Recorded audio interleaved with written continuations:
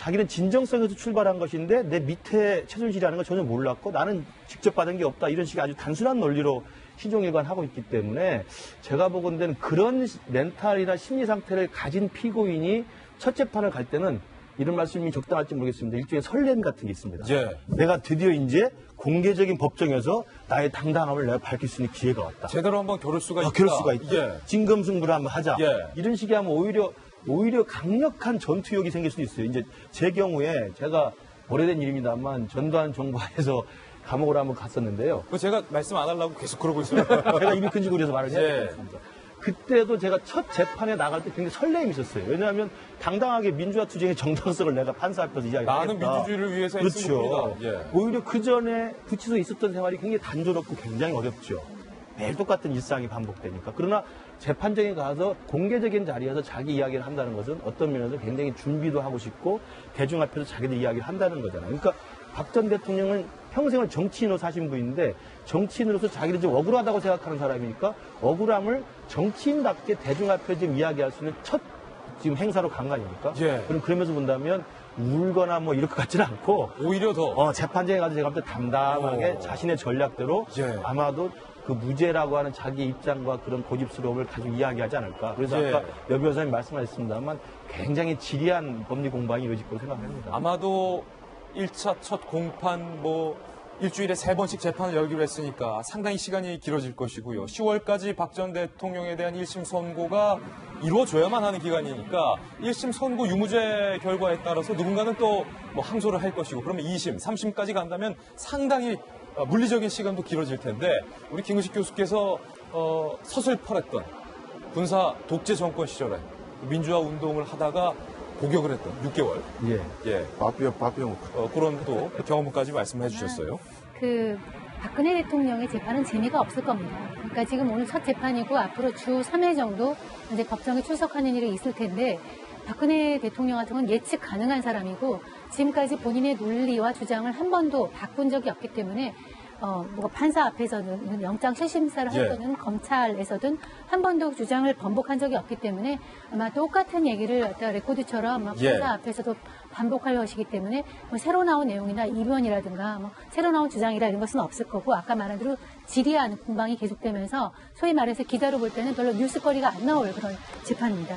근데 이번에 재판이 사실 3번째 재판인데 역사상 우리가 전두환 대통령, 노태우 대통령 21년 전에 재판에 섰을 때는 쿨하게 인정을 했어요. 예.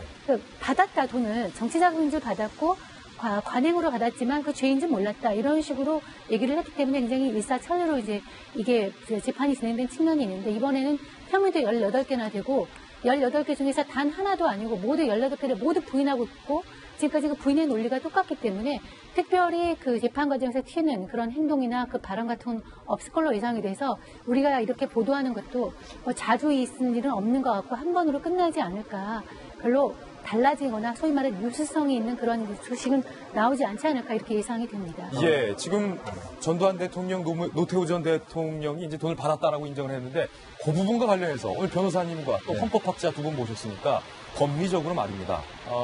저도 꽤 판사분들과 취재를 해봤는데 이 경제 공동체라는 개념이 상당히 법리적으로 애매할 수 있다라는 우려. 두 번째, 전두환, 노태우 두 전직 대통령 때와는 달리 지금 기업들에게서 받은 돈을 박근혜 전 대통령이 개인적으로 돈을 직접 전달받지 않았다라는 이 두 변수가 아마도 법리적으로 상당히 까다롭고 애매할 수도 있다. 현장에서는 이런 우려의 목소리가 많이 나오는데 두 분의 의견 좀 어떠십니까? 네, 먼저 우리 정 의원님 말씀 중에 질의할 것이다. 제가 제일 먼저 질의할 것이다 그랬는데 사실은요.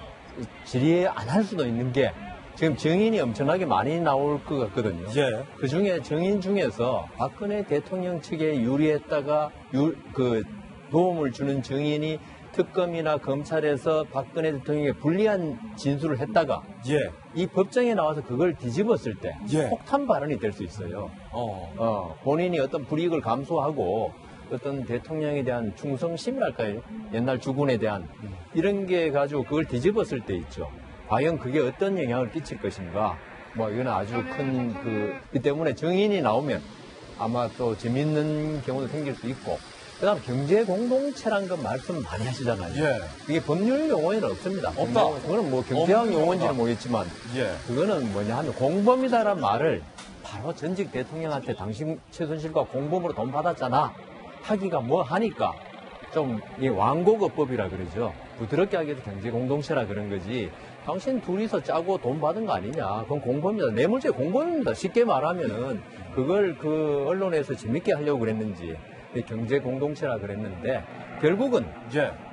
이 사건의 핵심은 박근혜 대통령이 최순실 씨와 사전에 공모해서 이 기업들이나 이런 그들로부터 돈을 받았냐 안 받았는지 예. 그 돈이 최순실 씨한테 갔건 미르에 갔건 이거는 중요한 게 아닙니다. 둘이가 공모했냐가 제일 예. 중요한 쟁점이죠. 그 부분에서 박근혜 대통령도 난 최순실 씨와 공모한 적이 전혀 없다.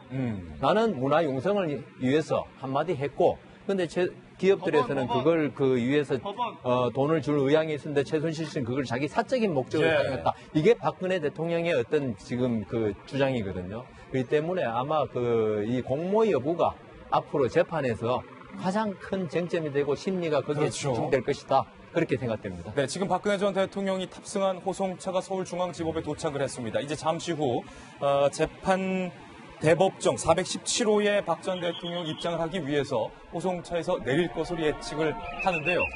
사실은 경제공동체, 저희들이 만들어낸 말이 아니죠. 특검이 만들어낸 용어인데 박 교수님, 최순실 씨에게 전달된 그 돈, 정유라 씨에게 전달된 그 돈을 이른바 박 전 대통령과의 공모관계를 입증하기 위해서 최순실 박 전 대통령이 경제공동체다. 이런 개념으로 만든 건데 이게 법리적으로 입증하기가 여간 쉽지만은 않을 것이다. 글쎄요, 우리가 거슬러 올라가서 전두환 전 대통령, 전 대통령이라 부르고 싶지도 않은 사람이지만 그렇습니까? 이례재단 만들 때 지금 세정연구소에 계신 분들한테 미안하지만 그게 사실 합법적인 재단이 아니죠. 그 당시에 말을 못해서 그런지 그게 법적인 잣대를 대면은 엄청난 그 범죄 행위 중에 하나입니다. 예. 그런데 박근혜 이제 전 대통령이 됐죠. 박근혜 전 대통령 같은 경우 그에 대한 죄의식이 없는 거예요. 내 호수에 들어오지 않고 미르재단 만들어서 문화 융성시키고 뭐 스포츠도 키우겠다 뭐가 잘못했느냐. 방금 말씀하셨잖아요. 그 다음에 결국 그 돈이 어디 갔습니까? 정유라한테 가고 최순실한테 가고. 예. 그래서 이제 이거 아까 우리 여 변호사께서 참 말씀 잘하셨는데 그걸 공범이라고 표현하고 싶은데 사사건건 공무원이라 표현하면은 말 자체가 너무 천하지 않습니까? 그래서 이제 경제 공동체라는 것 뿐이죠.